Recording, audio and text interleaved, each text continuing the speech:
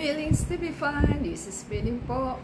Basta po sila. Sana po nasa mabuti silang kalagayan. At tayo po ay may share sa inyo as usual. Hindi na tayo nakamove sa ating mga purchases. So meron po tayong dumating na items in order. Yan po ang Lazada. At pinadala po kay Lex. So, tayo po ay umorder sa store na natin. Order po tayo sa store ng ating TBB. Yan po ang TBB. So ito po ay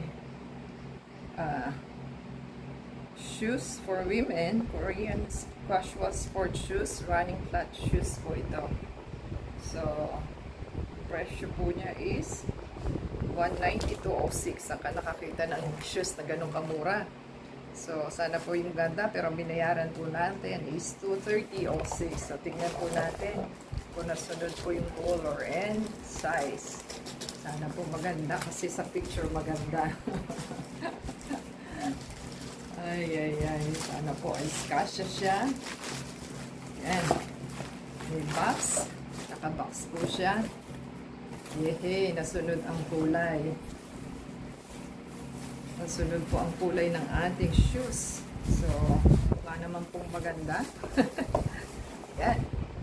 Kasi ayoko masyadong colorful, masyado pong kulay kasi yung red. So, meron pong siya, butas. So, see-through po yung pagkabutas niya. Sana ay hindi masakit. So, saan ba natin makikita yung size kung tama? Wala nakalagay. Ayun, 40. Ito po, 40 siya. Tingnan natin, baka hindi magkapareho ang sukat. Ayan, same po siya, 40. Kasi pag closed shoes po kailangan is, siya,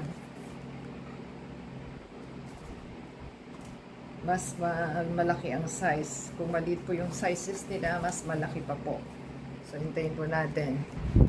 Ayan, naisukat na po natin. Fit naman po siya. Sakto lang yung size 40 sa akin. Medyo maluwag pero hindi siya ganong kasikip. So, maganda po siya. So, legit naman po. Kagandahan nun is po yung air. Tagusan doon sa loob kasi siya.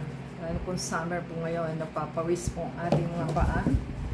And, meron po siyang dito, parang tawag nun, yan, deform.